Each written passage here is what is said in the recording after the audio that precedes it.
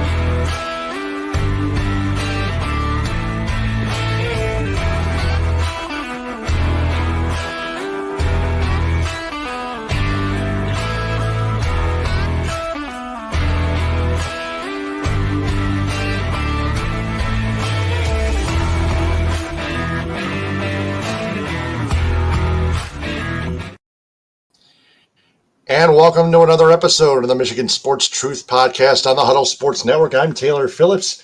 He's Ed Smith. Got plenty to talk about the Tigers, Michigan State, and the Lions, including Sherrone Moore and his new 5-year contract. But first off, the Tigers, oh man, they are so close. Just 2.5 games back of the third American League wildcard spot. They almost swept the Athletics. They almost swept the Rockies. They should have swept them both. But the Tigers are getting close. Twins lost 2 straight, 8-4 to the Reds last night. Now 11-1 tonight. The Tigers are catching like break after break, and they keep on winning the games. Kind of Montero, a complete game shutout. Tarek Skubal, 7 innings pitched before taking a line drive to the wrist. The bullpen, he sent don't get me wrong, AJ Hinch did send out these relievers that had really good ERAs and WHIPs, but really it's just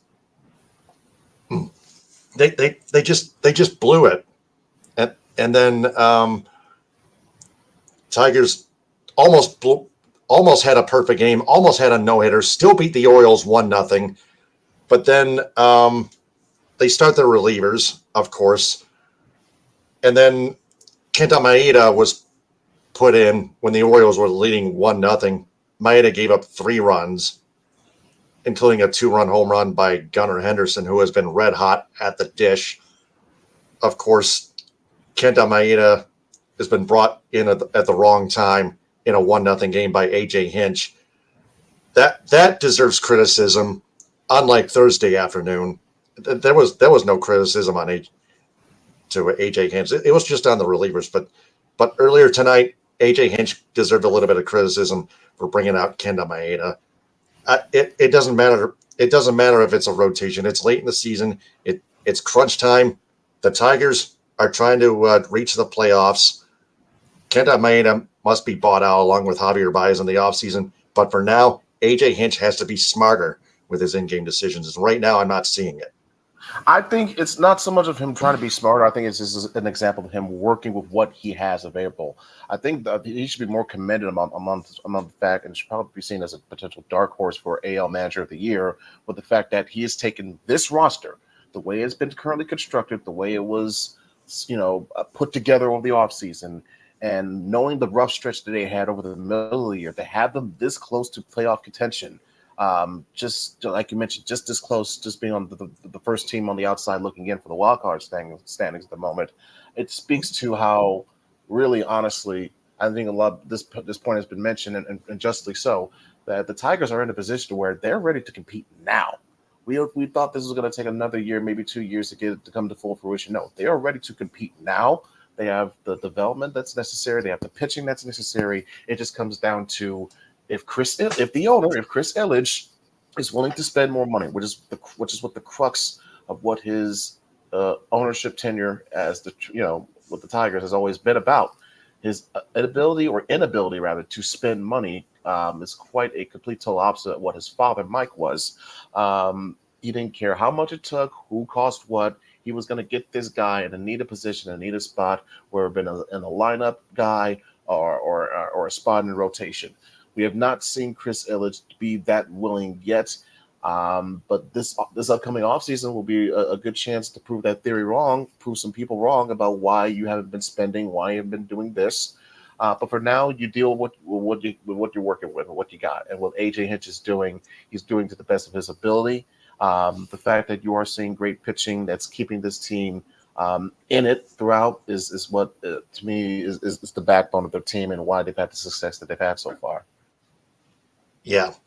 So the Tigers play the Rockies one more time, of course. And then I will say, look though, at the while you're looking at that, they play the Orioles one more time, rather. Yeah, they got the Orioles one more time, but they still got some games coming up left against the Royals and the White Sox. Those are going to be very crucial, especially those head-to-head matchups with Kansas City, considering the fact that they're in the wild card standings too.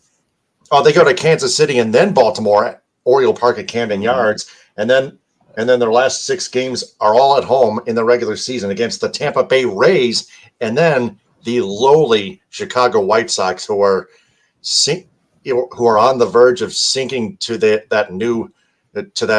Mets 1962 record of 120 losses. The Tigers at 119 in 2023. But really 2003. Yeah. 2003. That I was going to say. But really, it's crunch time for the Tigers again. Yes, they're ready to compete. They're just not ready to contend yet this year. And I was calling in on the Mark Ryan show on 97.1 The Ticket on my way home from Ithaca after calling play-by-play for a high school football game where the Yellow Jackets beat the Saginaw Michigan Lutheran Seminary Cardinals 35-14, by the way, on WMLM 105.9 FM 1520 AM. Shout out to them. They have a Facebook page, by the way. But really, I handled it professionally, and so did Mark Ryan. I told him about being ready to compete, not quite being ready to contend for a World Series championship, which leads to the offseason. And I mentioned they need to buy out Kenta Maeda and Javier Baez to Mark Ryan, like I just mentioned here. And then they have to start spending in the offseason. They have to spend on bigger bats. They have to spend more on starting pitchers. Yes, their bullpen has been stepping in the early innings and getting it done in the early innings. Sometimes when they pitch in late innings, they don't execute. Other times they do. We just need more consistency from the bullpen. That's just up and down nature, though, of a long season. Sometimes you're going to get what you think is good stretches, and then you're going to get your bad stretches. It's just a matter of, like you said, the consistency, yes, but it's the matter of the timing and how you handle it, how you react to it as a whole. What is your offense doing? What are your bats generating? That speaks to things as well. How is your defense being able to overcome some positions that your pitching may put yourself in, or rather your bullpen, rather. Yes, exactly. So anything else to add before we move on to college football? Yeah, I'll just say this. I love the fact that Parker Meadows was staying clutch throughout that road trip, whether it be against the Padres or against the A's. I love the fact that Montero got his redemption, had a good redemption start against the Rockies. You mentioned the fact that the Twins got blown out tonight. So, like you said, there's still 2.5 games out. Yes, tonight was a step back, but you still have a favorable schedule. Skubal, thankfully, the X-rays came back negative on his hand. He's going to be obviously necessary for what you're going to do to try and get in potential contention for this spot. But also remember, there is no game 163 scenario. It's either you got to finish ahead of the Twins or the Royals, or you're out, because both the Royals and the Twins hold the head-to-head tiebreaker advantage of the Tigers. So it comes down to what can the Tigers do to get ahead of Minnesota. So yeah, they're 2.5 back, but technically they're kind of 3.5 back. Still manageable, still doable, but you got to really either way, yeah. You still got to knuckle down and buckle down and get stuff done here. Exactly. So with that being said, Michigan lost to Texas a week ago today, 31-12. Michigan was ranked 10th. Texas was ranked 3rd. Quinn Ewers was a star. Yes, this week he got injured, but really, he just sliced and diced through that Michigan defense. Of course, Michigan's defense is usually good, of course, but Texas just took Michigan's defense to school. But on Michigan's offense, of course, Davis Warren sucks. He really does. Alex Orji needs more reps. He hasn't gotten as many reps as we needed him. There's a reason why, but I'll get to that. Just continue. Yep. So Quinn Ewers, 24-36 for 246 passing yards and 3 touchdowns, a quarterback rating of 89.6. Davis Warren, 22-33 for 204 yards. Yeah, the completion percentage is not bad, but 204 passing yards, 1 touchdown and 2 interceptions. And a quarterback rating a very low 47.6. Ouch. And Donovan Edwards, 8 carries for just 41 rushing yards. Khalil Mullings has been by far the Wolverines' best running back as of right now. Clearly. Michigan, only 80 rushing yards in that game against Texas, but they beat Arkansas State 28-18. Khalil Mullings really shined. Over 100, like 153 yards, I think I remember. But really, Khalil Mullings was the offensive star of the game for the Wolverines in their win against Arkansas State. Michigan still ranks 17th as of right now. But what say you? Yeah, I'll start with the abomination that was that performance against Texas. Let's talk about the fact that, on a day where the weather seemed like to be the perfect type of football weather, overcast, a little bit chilly. Okay, this seems like the type of weather where you got to pound the football. And one team at least knew what they were doing and how physical that they were being, and that was Texas. I'll get to how they were being so impressive in just a moment. But first and foremost, what Michigan was not doing. Let's talk about how completely non-existent their offense was looking. Yes, there was bad QB play, but it doesn't help when, as a team, you're getting 3 turnovers, including a very uncharacteristic fumble by, of all people, Colston Loveland. I don't know what in the hell happened on that play. I think Colston Loveland himself will tell you he doesn't know what the hell happened on that play, but he grabbed it. But it seems like a sequence of events of where Warren throws an iffy pass. Loveland catches it in stride, but because he somehow gets freaked out of how close he is by a nearby ref, he loses a grip, fumbles the football, and Texas takes advantage. Which, by the way, those 3 turnovers turned into 10 points from Texas. So while it was not as bad, though, it was as bad as you thought it could have been in terms of what the defense had to do. And I'll get to the defense in a second, but it's still the fact that that you're turning over the ball is costing you points, and you saw what that led to the final score being. You take those away, we're looking at a different game potentially. But when you have an offense that is not getting long sustainable drives, is having constant 3 and outs, is having, like we said, bad play by the quarterback spot, no matter who is in, whether it be Orji or Warren, you're not getting good effective production. You're not moving the ball, which thus means your defense is going to be let out, gassed out, and be put on Broad Street for a majority of the game, which is what Texas was able to do very efficiently and well. The fact that their offensive line was just manhandling Michigan on a lot of these plays, it was giving me memories of how really what we were doing to teams over the past 3 years with our offensive line. And speaking of offensive lines, I've been far from impressed with what I'm seeing from Michigan in terms of having enough quality pass protection. They did a little bit better today, but I haven't seen them be the physical presence up front in terms of creating traction that you need for the running game to be very productive. Yes, Khalil Mullings was more than outstanding with what he's been doing, not just today, but the whole season. But I still haven't seen that swagger, if you want to say that I usually see with the offensive line. Now, granted, and this speaks to the whole team in general, you lost a lot of talent to the NFL. I get that. Yeah, but you still brought back some players with experience, some players that knew and know how the system runs, and you have coaches that you would think knows how to implement and run the system that was already set in place. So why, with the offensive coordinators that you have now, how you're not able to get more out of your running game, knowing very well that you have a very obvious weakness at the quarterback spot, how you're not then trying to implement your offense or pivot to try to make your offense. Yes, it's predictable. Yes, it's run heavy, but guess what? It's going to get results. We saw what you did against Penn State last year, making adjustments, bringing in extra offensive linemen, adjusting on the fly to the fact that, hey, JJ was hurt. We're not going to have an effective quarterback play, so let's run it down their throats because we can. That was the mentality that I did not see and have not seen so far this season. And once you get that started, yes, things will turn out better for your offense in general. But no matter who or what the offensive line is doing, if you have a quarterback that's throwing 3 interceptions every doggone week and is looking lost in the pocket and is not getting his feet set when he throws and is not getting proper communication between his offensive line, it's getting blown up, it's gonna do damage to you from a mental standpoint, and obviously from a production and score standpoint. While the defense got absolutely worn out against Texas, can't take nothing away from them. Texas looked like a perennial national championship contender, like we saw last week, what we're seeing from them tonight as well.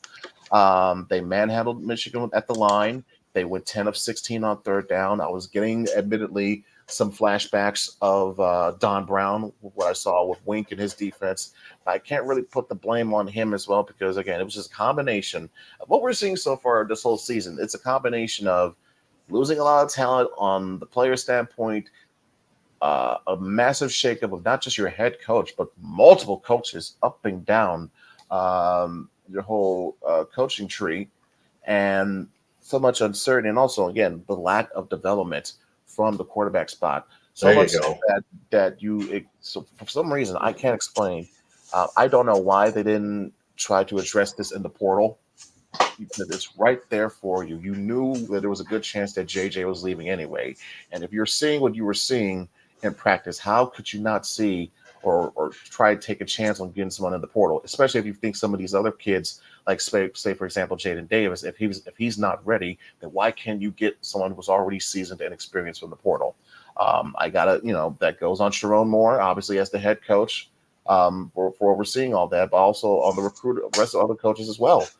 And on the recruitment trail, how do you not have that issue addressed and sorted out even before Harbaugh left? So that's something that they have really got to try and take care of on their own. But it's going to take a while until we see that come to fruition. Yeah, development's going to take some time, but it had better happen. Else. I know, but at least we saw today, against Arkansas State, Mullings had the 150 plus, had the 2 touchdowns, and like I said, he's looked like the more impressive running back easily. I don't know what Donovan Edwards is doing. I get it. He's trying to be more patient with some of his runs, way behind his offensive line, like Le'Veon Bell used to do at his time. But there's some points where he's just not showing that explosiveness or not getting to that second level the way he's used to getting, so he can showcase what he is in open space, which is not seen that as often as we used to. We're seeing it more from Khalil Mullings than we're seeing it from Donovan Edwards, when it's supposed to be the other way around. Colston Loveland also got injured. He had to leave the game at some point today. I don't know what I think it was a lower body injury. I have to check that to be certain. I'll be sure to have an update on his status for next week, because obviously he's going to be crucial, not just against USC next week, but for the rest of the season going forward. I did like the fact that, while the defense got punished up front with how physical Texas was, they tried to make a statement today by stopping the run against Arkansas State, holding under 100 yards rushing, and as well getting a takeaway with the Makari Page interception in the end zone. So obviously there was some good, but it's the bad that we saw completely overshadowed it, unfortunately. Yeah, especially against Texas. And most of the way Arkansas State tried to come back was a little bit too late. Mm-hmm. Garbage time. Yep, garbage time, of course, way too late. But Michigan, I thought, should have scored more, but Davis Warren was just being Davis Warren after he got off to a good start and had help from Khalil Mullings, like we touched on. But Michigan's going to have to clean it up mentally against the Trojans. For sure, else they're going to get their heads kicked in.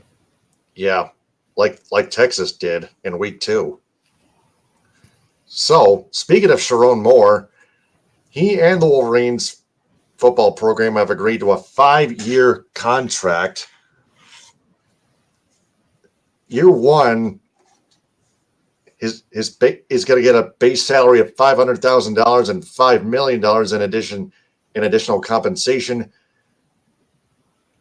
And then the salary and additional compensation would increase by 2% in the subsequent years, with a $500,000 bonus for each year that he remains head coach.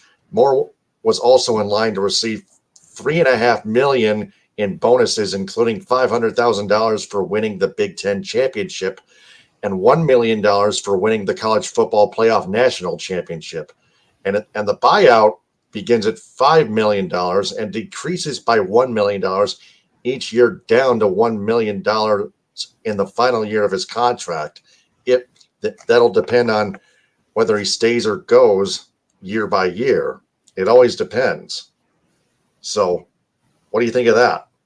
I'm glad that he was able to get the deal finalized. Is what he deserved for what he was able to do at the end of last season. Obviously, you can't just sit and rest on his laurels. He's still going to have to go out there and show why he was given that contract in the first place. Obviously, there's some things that are not his fault, but there's some things that he's going to warrant and deserve proper criticism for, such as namely the issue I talked about before with not addressing the issue with your quarterback. But if you can still be effective enough to get more that you're really getting out of with your players, winning enough games, and obviously being in contention for Big Ten titles, college football playoff appearances, and staying competitive with Ohio State. That always is the important thing there. As long as you do that throughout this, and he's not, not doing things off the field, aka Mel Tucker type of stuff, then I'm fine with him, staying as long as he wants to stay. Yeah. So with that being said, we transition to Michigan State. The Spartans, a seesaw battle. Spartans win 27-24. Aiden Childs, a 77-yard touchdown pass to Nick Marsh, tying the game at 24 with 4:11 left. And then Jonathan Kim with just 1 second left, a 37-yard field goal. Childs threw 3 touchdown passes while throwing 24 of 39 for 363 passing yards. Yikes. That is really good by Aiden Childs. And Nick Marsh in that game, 8 catches for 194 receiving yards. And then the Spartans return home, an easy game against Prairie View A&M. Spartans win in a blowout fashion, 40-0. So the Spartans improved to 3-0. Your thoughts on them? I must say, man, compared to what we saw opening night against Florida Atlantic, versus what they've been able to develop week after week, it is obviously impressive to see and gives you more hope and optimism for how their season may go versus for what Michigan's season may go, believe it or not. And this is me saying that. This is Mr. Wolverine saying this, okay? Let's go back to how they handled, obviously, on-the-road environment, first and foremost. Also, the fact that your quarterback threw 3 interceptions, that's another thing. Despite the fact that you overcame all that, you still were able to get great production from Nick Marsh. By the way, hello, Nick Marsh. Nice to meet you. I wonder how much of a factor he's going to be potentially when the Spartans and Wolverines clash next month. But we'll get to that. We'll cross that bridge when we get there. But still, 194 yards and on 8 catches is nothing to sneeze at, especially that touchdown that proved to be essential with them trying to win this game. And as for winning the game itself, Jonathan Kim, I got to say, when you go 2 for 2, including one of those kicks being a 50-yarder and then the other one being a game winner with about 1 second left on the clock, that shows that, hey, you got some ice cold blood in your veins right there.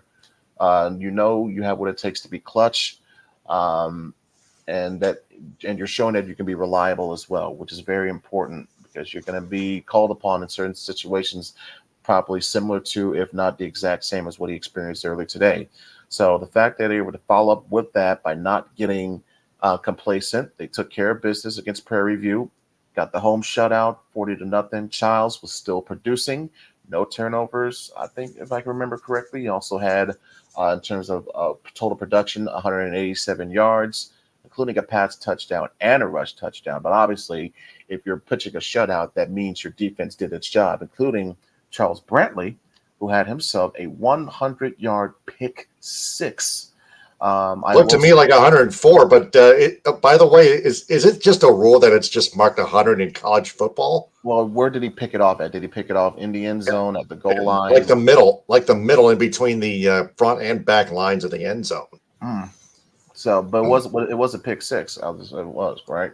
Yeah, they just called it a 100-yard pick six. I guess anyway for some reason. I guess to go off the point, to go off topic for a slight point. I guess they consider that type of return different from, say, a missed field goal kick return or a special teams kick return of some sorts, because it happened on the defense as opposed to happening on special teams. But anyway, 100-yard pick six. That was the main highlight of what the defense was doing. Still, though, on the team in general, too many penalties. 11 penalties today for 88 yards. That is going to hurt you when you play some of these legit teams in conference play. And by the way, conference play starts next week for both Michigan and MSU. I will say this, though. This is your first 3-0 start since 2021. Frankly, with how your season started versus what you are looking like now, I mentioned this before, I'll mention again, your upside looks more bright for what this season could potentially play out versus what Michigan's is. And that's me saying that. Yep. And we'll preview Michigan State's next game a little bit later in the upcoming week. The Lions, they beat the Rams again, this time in overtime. This recent time in overtime, 26-20.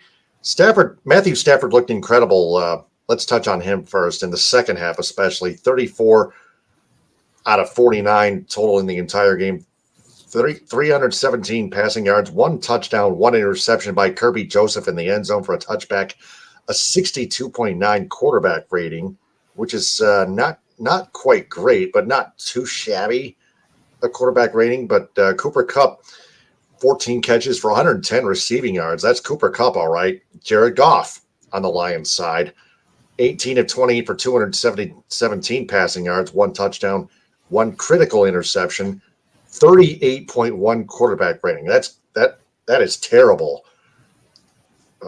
But he did throw a 52-yard bomb to Jameson Williams in like the second quarter. 5 catches for 121 receiving yards. But really, David Montgomery was my player of the game for the Lions. 45 rushing yards in overtime, 91 total on 17 carries, including the game winner from just 1 yard out. He was just too freaking powerful in overtime, especially, and it showed, as we both saw. But really, the Lions won the overtime coin toss, which was luck of the draw, but it was on them to take advantage, and guess what they did with ease? And yes, Anceloni, 3 tackles for losses of yardage, 13 total tackles. Kirby Joseph, as I mentioned, the interception in the end zone. Jake Bates, 2 for 2 in field goals attempts, including the equalizer from 32 yards out with 17 seconds left in regulation. A 25-yard field goal to put the Lions on the board and tie it at 3 at the 12-17 mark of the second quarter. It was just a low-scoring affair, but the Lions got the job done, period. Yes, they did. And frankly, the story of this game, pretty much like the story of the last game was in the NFC wild card, was it came down to the fact that the Lions were more effective in the red zone than the Rams were. They were able to cash in, get more touchdowns, get more, just get more from being in the red zone than the Rams did. Combining with what we saw in this game versus the playoff game, the Rams got only 2 touchdowns in 8 trips to the red zone. That was the difference in terms of both of those games in a nutshell right there. But when you break it down even more, again, you touched on the fact that Stafford looked so well out there.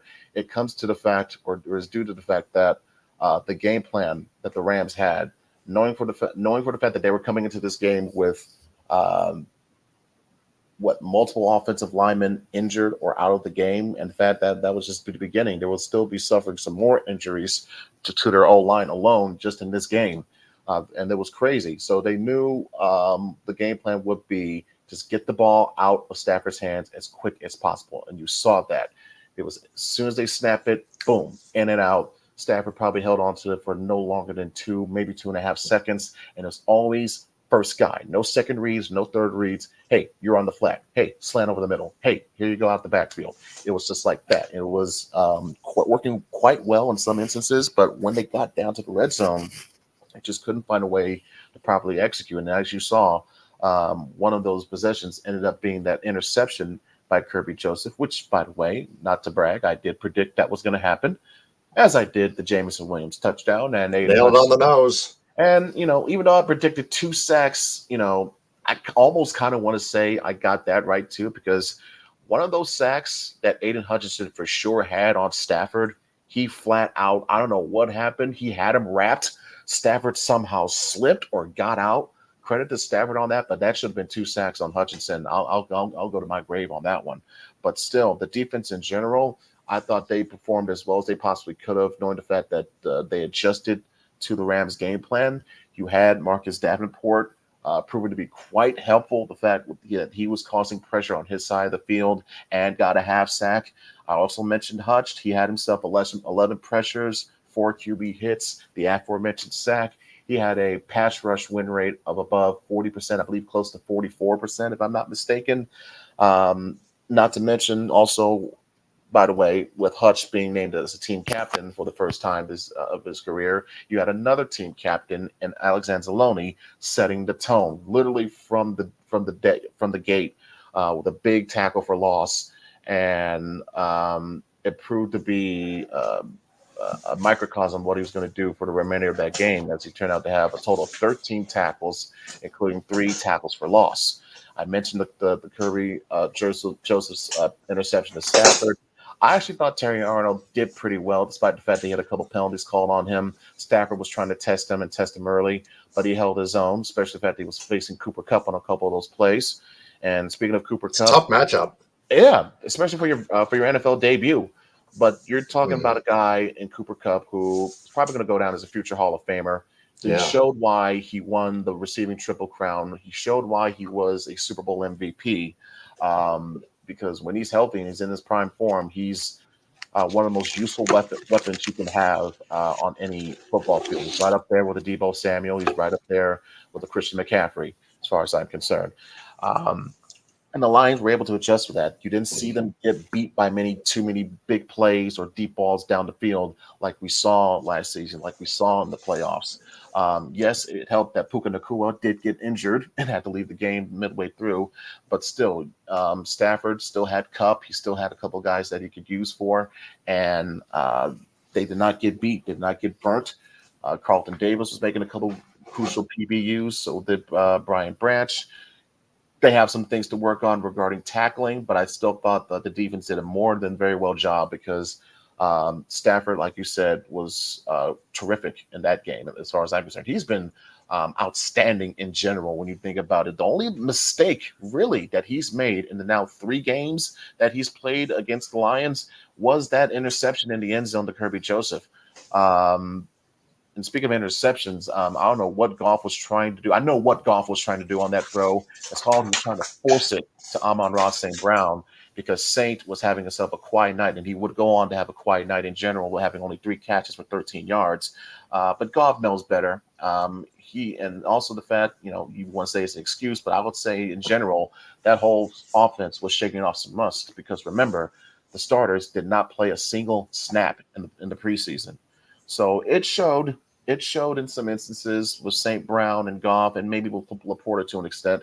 But I'll say this: thank God it was JMO time. Thank God you had the rhythm and bruise duo of Jameer and Monty producing hits. Both those dudes getting touchdowns. You had Jameer with 74 all-purpose yards, Monty the 91 yards out on the ground that you mentioned, Taylor.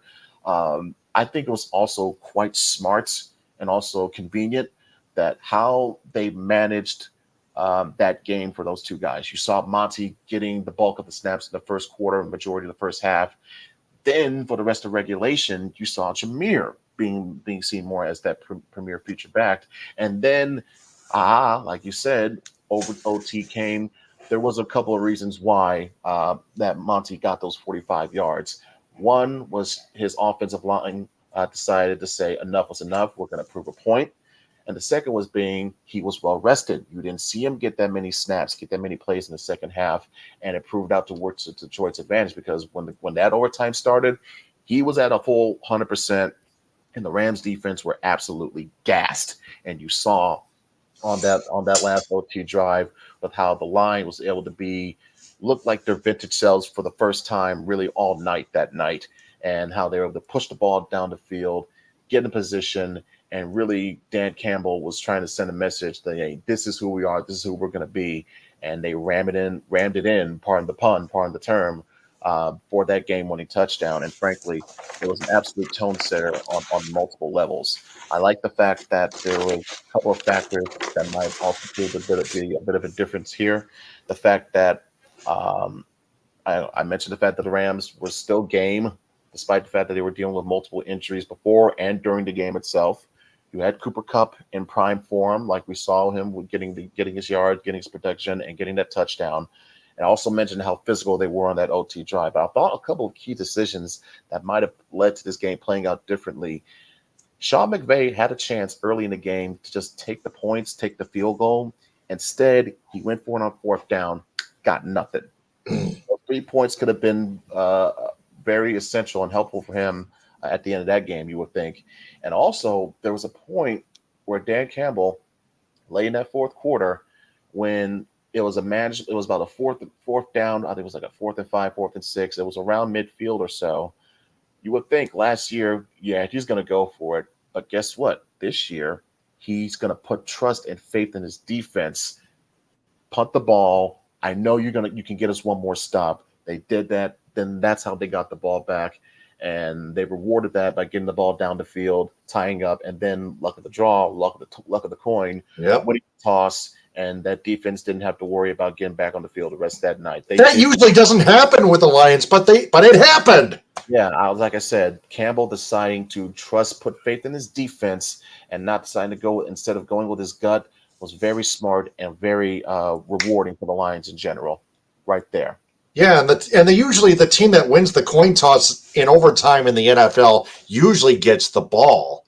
Yeah, and also the fact, that the rule, which is kind of a funky rule, that was, at least for the regular season, if you have the ball and you go down the field and you score a touchdown first, you win. So the Rams, they lost without their offense ever not even get a chance to even touch the ball again. Right. Some don't agree with that rule too, and they think that both teams should receive the ball nonetheless, almost like in an NHL shootout, and in college football as well. But seriously, more like in both combined, I would say. But really, the Lions earned the victory nonetheless. Mm-hmm. Great start. Right. Great start to the season. The crowd was absolutely on fire. Damn right. They'll be on fire when the Lions have another rematch, this one with the Buccaneers. Later today at 1 on Fox. That's Sunday. Lions are 7.5 point favorites.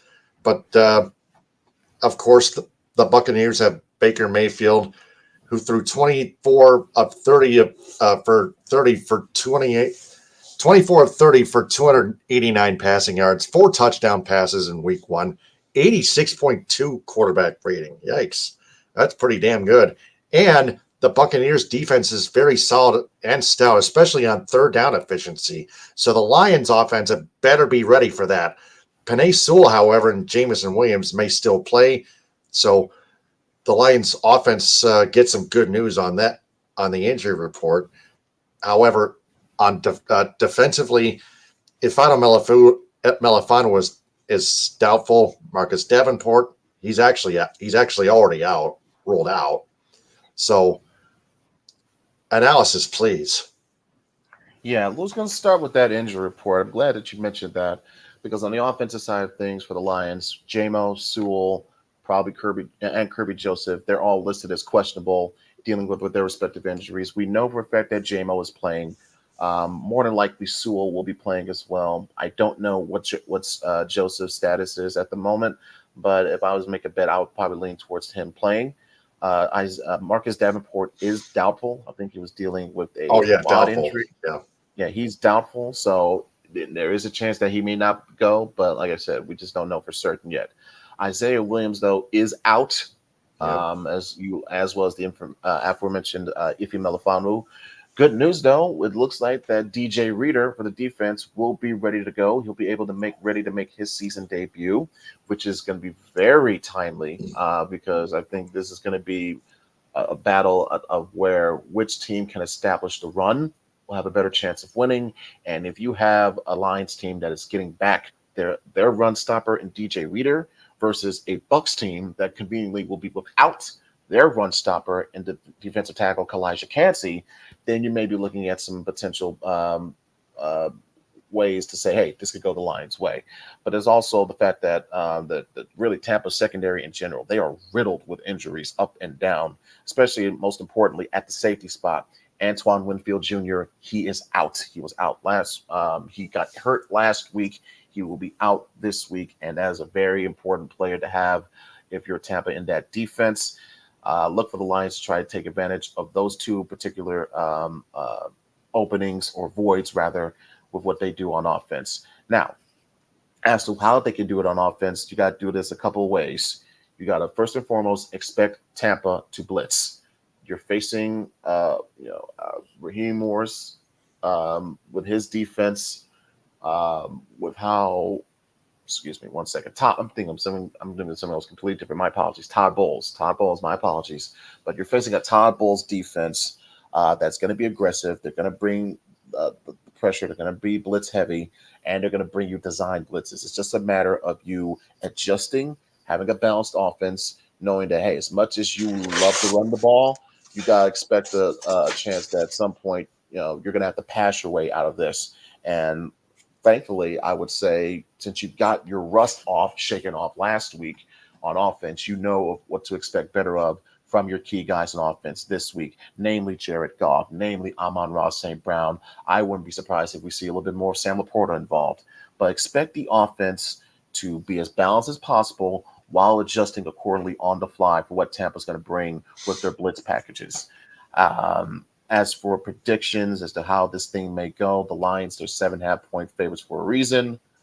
I think with how the crowd is going to be involved, despite the fact that Baker is game, and despite the fact that he's going to try to be if I was him, I would say try to look at that game video, or excuse me, game film of what Stafford was doing.